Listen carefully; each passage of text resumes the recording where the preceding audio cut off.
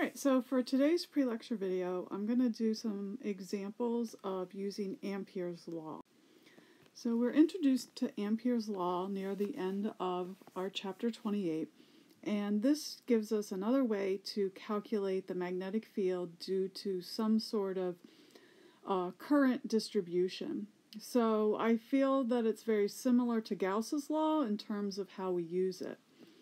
Notice that what it is we're taking some closed path that presumably will be enclosing some current, and then what we find is that the integral of the magnetic field dotted with the path increment will, and when we go around the closed path, that total integral will be equal to mu naught times however much current we've enclosed.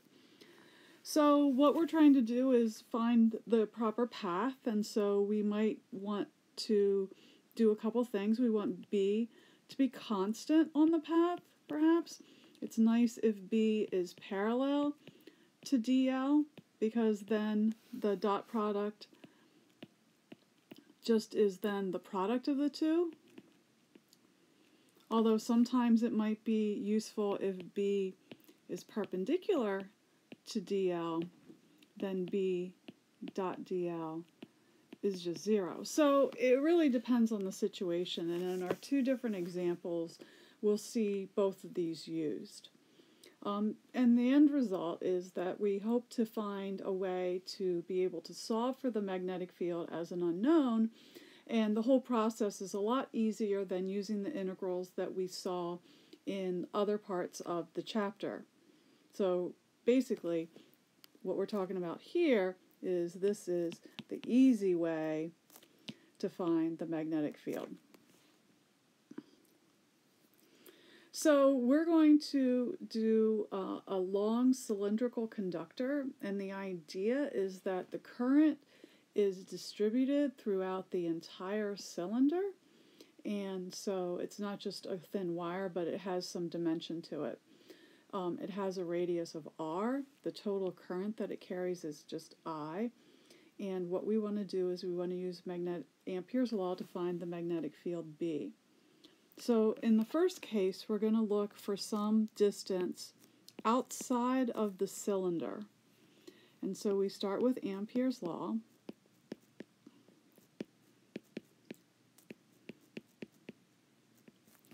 And just as a piece of wire will create a magnetic field that makes circles around the wire, we would expect the same to be true for our cylindrical conductor.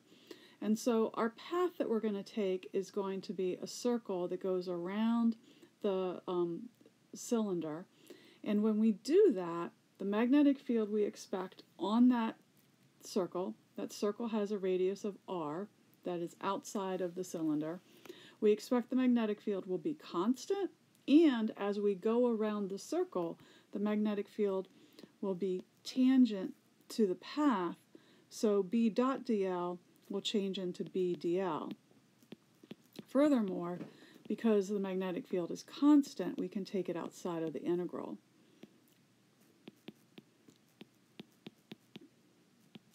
If we integrate around the entire circle, we're going to get the circumference of a circle, which is 2 pi r. And then we can think about the right-hand side. We've actually enclosed the entire current, and so we have the enclosed current would just be equal to I. So rearranging this, we can find the expression for the magnetic field is mu naught I over 2 pi r. So outside of the cylinder, you see that the magnetic field looks just like that of a wire.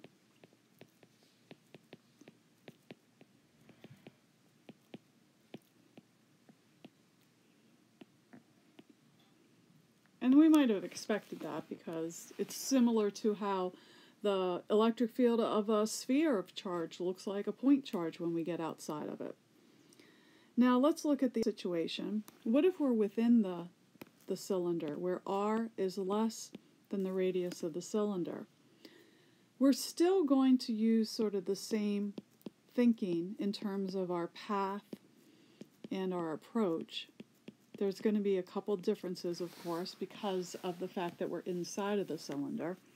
But we're still going to choose a circle to integrate around. And on that circle, the magnetic field and the increment dl should be parallel to each other. We also feel that the magnetic field will also be constant on that path, and so we're going to take that outside of the integral. And then if we integrate it around the whole circle, again we're going to get 2 pi r. It's just that this radius is smaller, remember?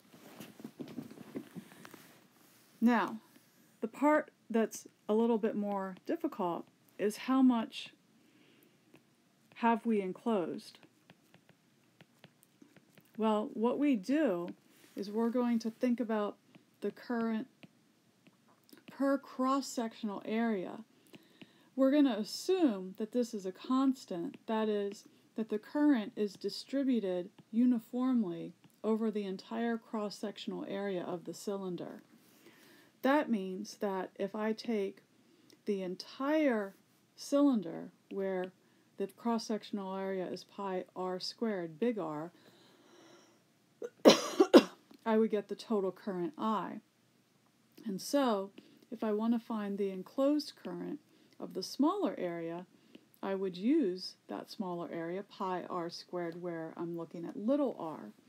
So we can rearrange this, and we get pi little r squared over pi big R squared times the total current. The pi's cancel out, and we just get little r squared over big R squared times I. So you can see that that's a fraction, and also notice that when little r becomes equal to big R, when we reach the outer surface of the cylinder, we will enclose the entire current. So we're going to put that expression in for I enclosed.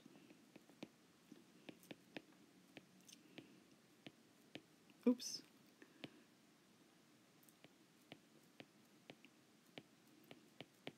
And then we're going to solve for B.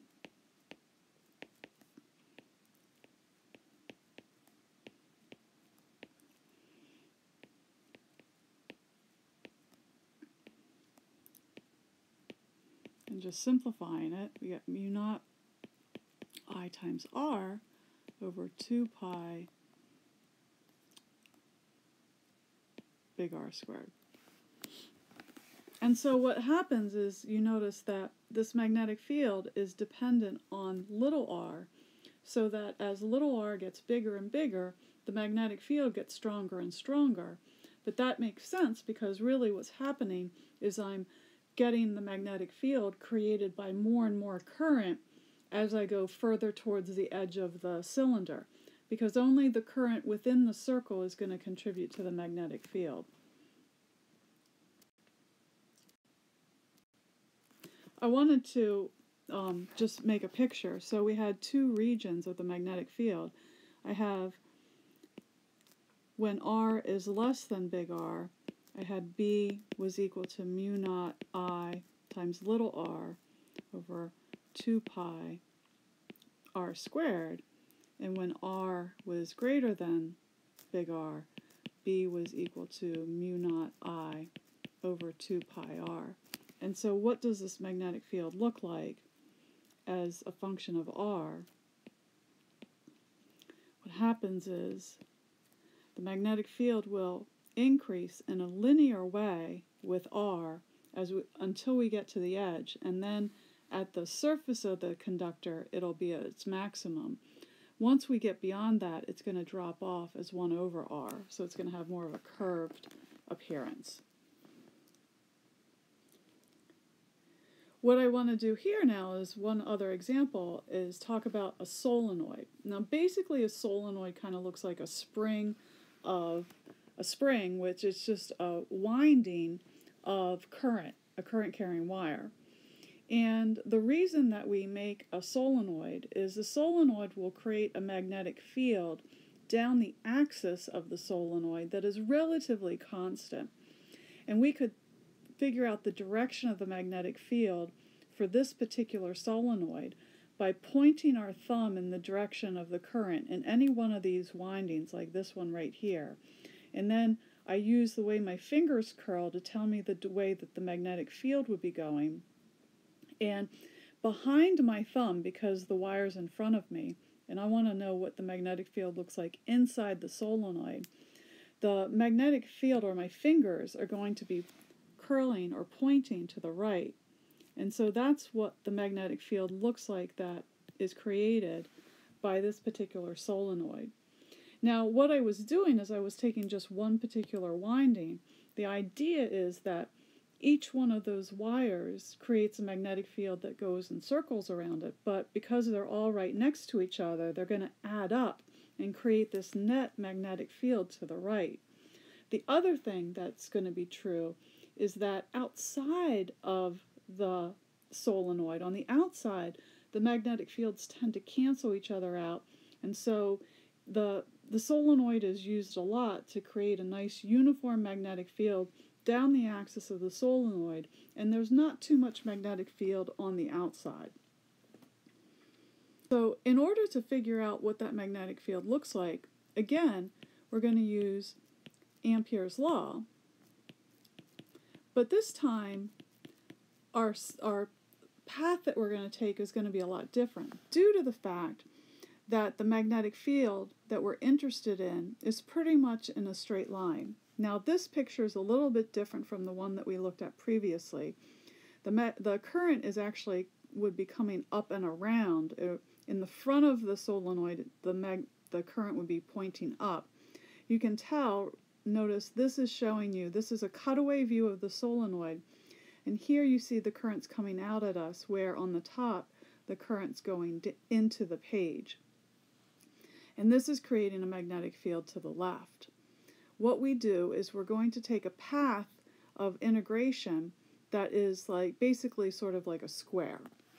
And what's happening is we have three sides, and as we go around the path, we can go from, say, A to B for B dot dl plus B to C of B dot dl plus C to D of B dot dl, and then finally from D to A of B dot dl.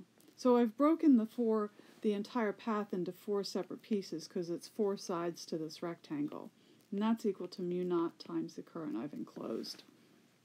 So when I go from A to B, I'm going along in this direction, and notice that I'm totally parallel to the magnetic field, which is constant. And so this changes to B times dl